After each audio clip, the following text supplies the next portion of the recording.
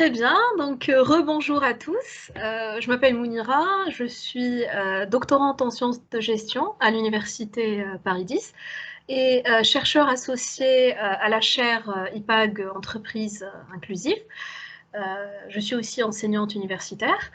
Mes recherches portent essentiellement sur la transformation numérique, l'inclusion des femmes et le leadership. Donc, ces recherches s'inscrivent dans le champ de la sociologie des organisations. C'est un plaisir d'être parmi vous aujourd'hui, surtout en cette journée qui est historique et riche en symboles pour ce meet-up. Avant toute chose, je me permets de souligner que cette intervention concerne aussi bien les hommes que les femmes. Hein. Donc, messieurs, soyez les bienvenus.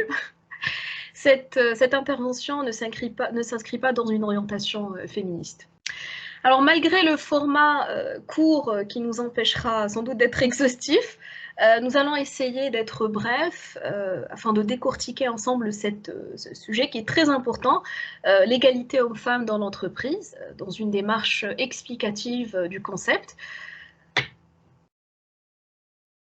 Alors, je vous propose de regarder cette vidéo. Si vous connaissez la scène, donc c'est effectivement une scène qui est extraite d'une série qui s'appelle Inventing Anna. C'est une série Netflix sortie cette année, en 2022. Donc cette scène véhicule une représentation d'inégalité de genre, un concept que nous allons analyser à travers une brève présentation. Donc malgré des avancées incontestables d'un point de vue légal et juridique, des inégalités demeurent profondément ancrées entre les femmes et les hommes, et ce, dans tous les domaines. Donc loin du précepte à travail égal, salaire égal, et malgré toutes ces évolutions, je cite par exemple la loi Copé-Zimmermann, etc., très peu de femmes accèdent au comité de direction des grands groupes, aussi dans les sphères décisionnelles des entreprises de CAC 40. Celles-ci sont moins bien payées et plus exposées au chômage et à la précarité que les hommes. Pourquoi l'égalité homme-femme constitue-t-elle un important défi à relever pour l'entreprise aujourd'hui ? Comprendre les enjeux de l'égalité homme-femme dans l'entreprise est consubstantiel à la mise en place d'une politique diversité qui soit durable et efficace. Et il n'y a pas de développement durable sans égalité entre les hommes et les femmes. Pour mieux appréhender cette question d'égalité, il convient tout d'abord de différencier les concepts, donc le concept d'égalité des concepts de parité, mixité, diversité, discrimination, etc. Donc ce sont des concepts dont le sens est assez proche du concept d'égalité, qui sont aussi utilisés d'une manière interchangeable dans le discours officiel et aussi dans les médias. Mais en fait, il existe un lien logique entre ces concepts de parité, de mixité, etc. Le lien, c'est que en fait, la parité est un instrument de l'égalité et de lutte contre les discriminations, qui constitue à son tour une base pour la mixité, qui est une politique permettant de mettre en place une réelle diversité, tout en respectant les différences de chacun. L'inclusion, finalement, c'est la valorisation de ces différences. On parle d'inclusion qui soit pas uniquement en lien avec le genre, mais l'inclusion des personnes en situation de handicap, l'inclusion des jeunes, etc. Dans notre cas, on parle bien sûr de l'inclusion des femmes dans l'organisation.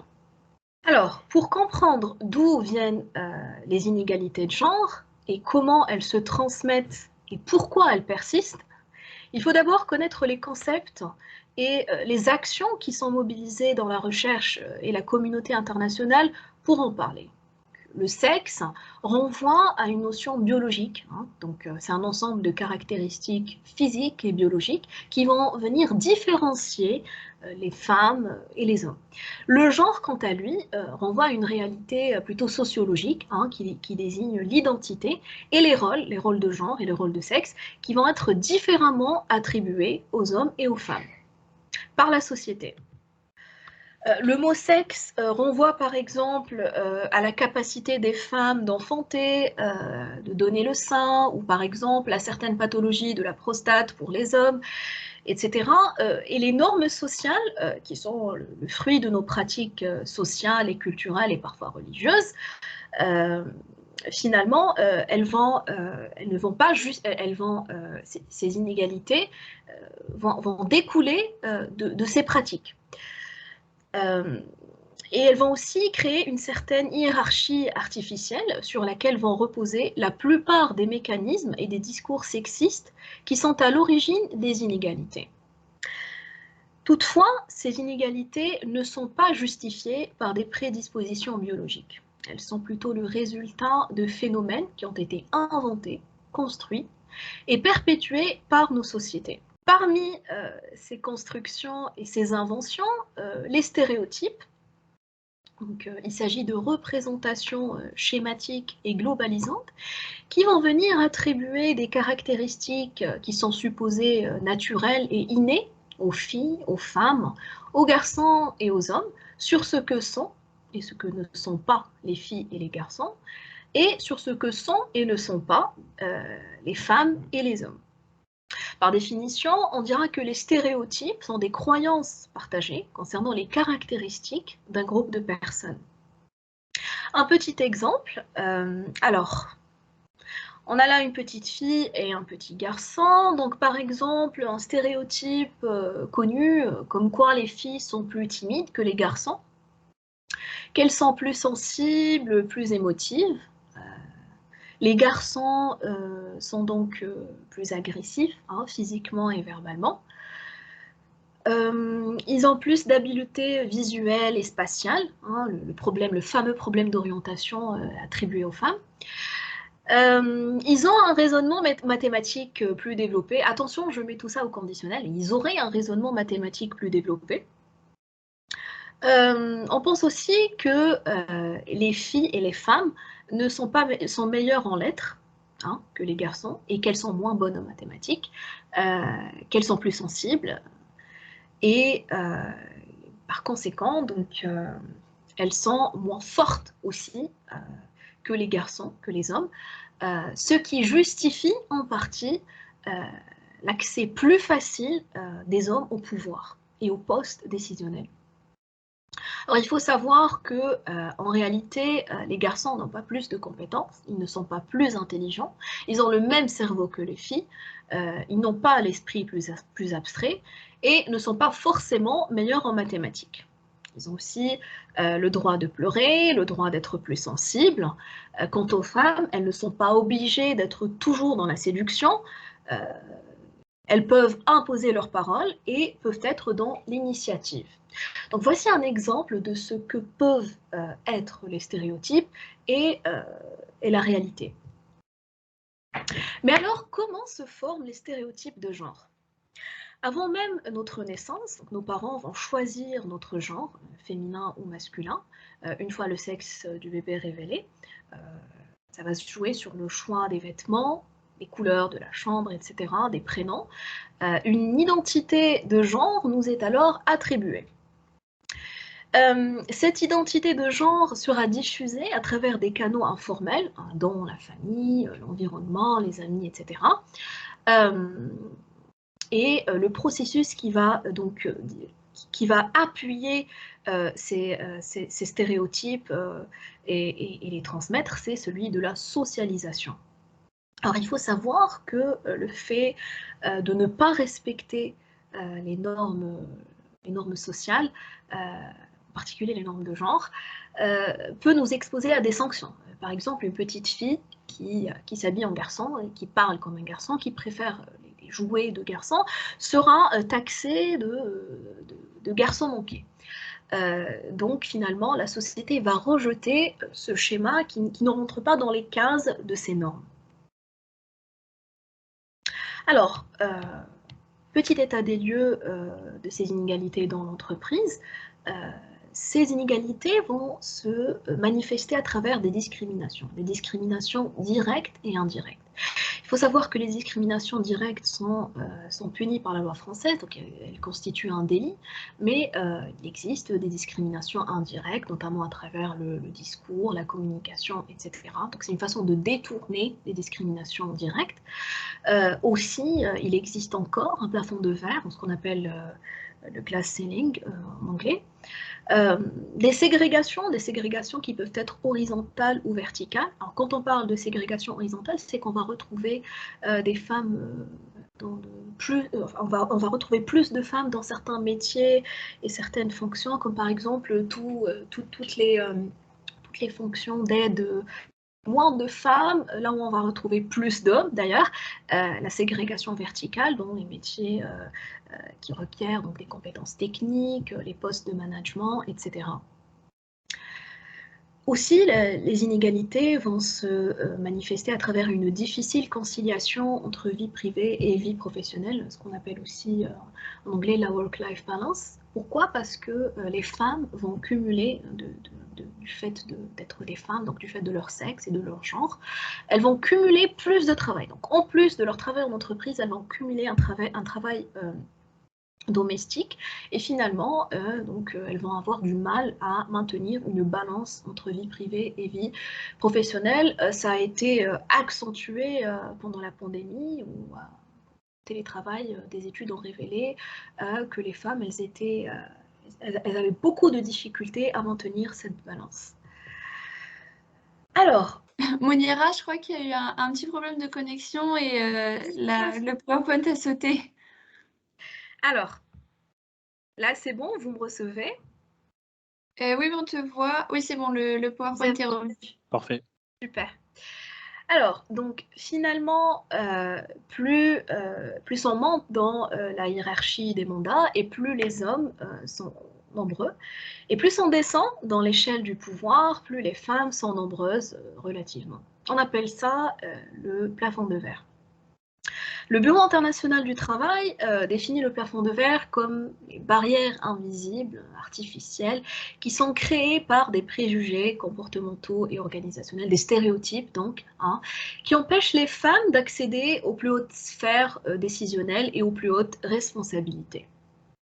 Mais on peut le briser, ce plafond de verre. On verra comment une autre fois.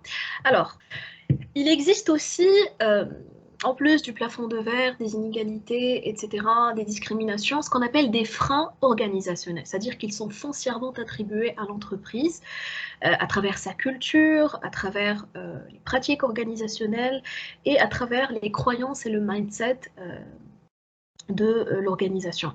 Cette organisation, finalement, à travers son idéologie, sa structure et sa culture, très important la culture de l'organisation, va constituer un point lourd dans le plateau des explications du comportement et de la situation des femmes cadres. Donc, on peut avoir des lois, on peut les respecter, mais conserver des freins, des barrières organisationnelles dans le discours, un discours qui est assez sexiste, une culture organisationnelle qui n'est pas en faveur des femmes, des pratiques organisationnelles qui sont peu inclusives, qui ne sont pas flexibles, des croyances qui sont basées foncièrement sur les représentations genrées, etc.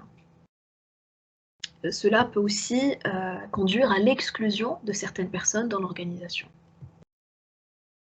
Alors là, je vais traiter un petit exemple de la manifestation des inégalités de genre à travers quelque chose de visible. C'est donc les représentations genrées à travers le code, donc le genre des corps, comme on dit. Il faut savoir que la façon de s'habiller est un marqueur identitaire qui va envoyer des informations sur la classe sociale, le sexe, le genre et parfois la religion. En entreprise, et plus particulièrement chez les cadres ou dans les métiers de service, il existe des codes vestimentaires. Ces codes sont différents selon les contextes culturels, mais en général, ils vont être fortement différenciés entre les femmes et les hommes. En général, ces codes vont venir renforcer les normes sociales de genre. Ils sont souvent transmis aux femmes de façon plus implicite, hein. On ne va pas évoquer la question dès l'entretien, mais on peut poser des questions ou faire des remarques sur l'habillement de la femme, sur son maquillage par exemple. J'aimerais que tu sois mieux apprêtée parce qu'on a tel ou tel client voilà, qui arrive. Tu as l'air un peu pâle aujourd'hui, tu as quelques cernes, enfin quelques remarques sexistes sur l'apparence des femmes. On peut aussi suggérer des façons plus féminines aux femmes de s'habiller.